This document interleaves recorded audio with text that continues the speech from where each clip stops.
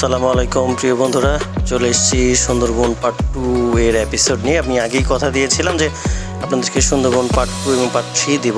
একটু দেরি হয়ে গেল যদিও, দুঃখিত। আমরা জাস্ট নদী সমুদ্র পানিপথ থেকে নেমে জাস্ট মাটিতে উঠেই প্রথমেই বানরের সঙ্গে দর্শন হয়, বানরের সঙ্গে দেখা হয় এবং এই দৃশ্যটাতে মূলত আমরা নদীর এ প্রান্ত থেকে আমরা যাচ্ছি সূর্যোদয় দেখতে।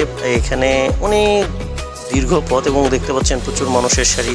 আমার সামনে পেছনে অসংখ্য শত শত লোক আছে যারা আগেও গিয়েছে বা আমরাও যাচ্ছি। একটা কুয়াশা কুয়াশা ভাব সকালের দৃশ্য এবং অত্যন্ত দুর্গম পথ, একবারে বন, একেবারেই বন যেটাকে বলা হয় সুন্দরবনে মেইন বনের ভিতর দিয়ে যেতে হয়। আমাদের সঙ্গে গানম্যান রয়েছে, গাইড রয়েছে যারা সামনে পেছনে আমাদেরকে করে সজ্জিত করে রেখেছে এবং নিরাপত্তা দেওয়ার জন্য। এবং ফাইনালি অনেক কষ্ট ক্লান্তির পরে সমুদ্র তীরে এসেছি এবং যখন আমরা এখানে আসি ততক্ষণে অনেক বেলা হয়ে যায় দীর্ঘ পথ যাওয়ার জন্য। এবং ওখান থেকে ফিরে আমরা আরেকটি পয়েন্টে যাই এবং বেশ কয়েকটি পয়েন্ট আমরা ঘুরেছি। এর মধ্যে যেমন ডলফিন টাওয়ার, টাইগার পয়েন্ট, পর্যায়ক্রমে আপনাদের আমি দেখাবো যে সুন্দরবনের যেখানে কুমির প্রজনন কেন্দ্র রয়েছে, যেটাকে ওই জায়গাতেও আমরা অবশ্যই যাব। তো এই জায়গাতে ডলফিন টাওয়ারের এই যে টাওয়ারটা রয়েছে তার পাশ দিয়ে আমাদের যেতে হয়েছে। একবারে বনের ভিতর দিয়ে ঘোরার জন্য সুন্দর একটা ব্যবস্থা ছিল এখানে বন অধিদপ্তর থেকে।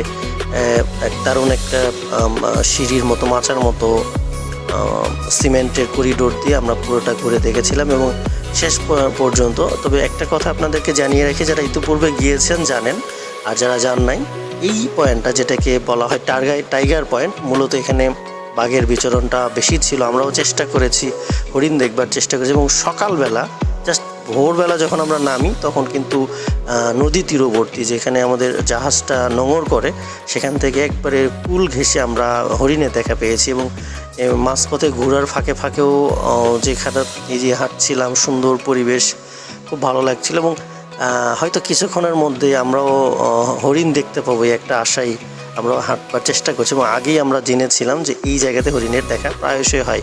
কথা বলতে বলতেই সামনে দিয়ে হরিণ দৌড়ে চলে যায়, এটা দেখানোর আপনাদের চেষ্টা করেছি খুব দ্রুত গতিতে। এবং খুব দূরে আপনারা লক্ষ্য করলে হয়তো দেখতে পারবেন যে হরিণ পার হয়ে চলে যাচ্ছে খুব দ্রুত। কয়েকটি হরিণ পর্যায়ক্রমে চলে যায়। ক্যামেরাতে যতটা দূরে মনে হচ্ছে ঠিক ততটা দূরে নয়,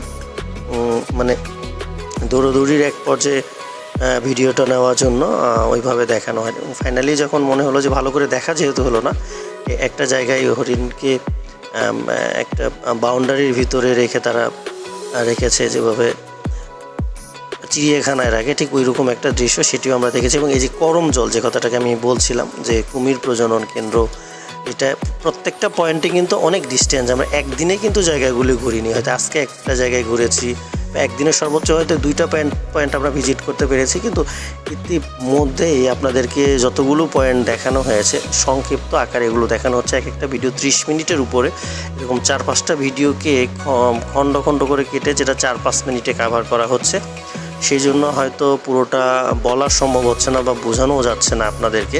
পুরো ভিডিও দেখার হয়তো এনার্জি থাকবে না বা অত লম্বা ভিডিও, সেটা অবশ্যই আপনাদের বিরক্তির কারণ হবে। এটা কখনোই আমি চাইনি আপনাদের বিরক্তির কারণ হতে। ঠিক এইভাবেই ঘুরিয়ে ঘুরিয়ে দেখানোর চেষ্টা করা হয়েছিল। এবং একটা সময় মনে হলো আমাদের যে নিচে তো অনেক হাঁটাহাঁটি করলাম, কোনো টাওয়ারের উপরে ওঠা হয়নি। ফাইনালি এই টাওয়ারটা, যেটা প্রত্যেকটা টাওয়ারই 5 তলা উচ্চ টাওয়ার, এবং ফাইনালি এই টাওয়ারের উপরে উঠে যখন চতুর্দিকে দেখছিলাম, সত্যি এটা আরেক রকম সৌন্দর্য। এবং প্রত্যেকটা চতুর্দিকে যত দূর আপনার দৃষ্টি যাবে, দৃষ্টির বাইরে পর্যন্ত সবুজ সবুজ আর সবুজ, অসম্ভব রকমের সৌন্দর্য এবং গাছগাছালিতে ঘেরা। এই পয়েন্টটাতেও অনেক হরিণ থাকে বলেই আমরা জেনেছি। এবং এই পয়েন্টটা ভিজিট করে লাস্ট মুহূর্ত আমরা একবারে সাগর তীরবর্তী চলে এসেছি এবং এখান থেকে আমরা শিপে পার হব। এবং আজকের ভিডিওটা এখানেই শেষ করতে হচ্ছে।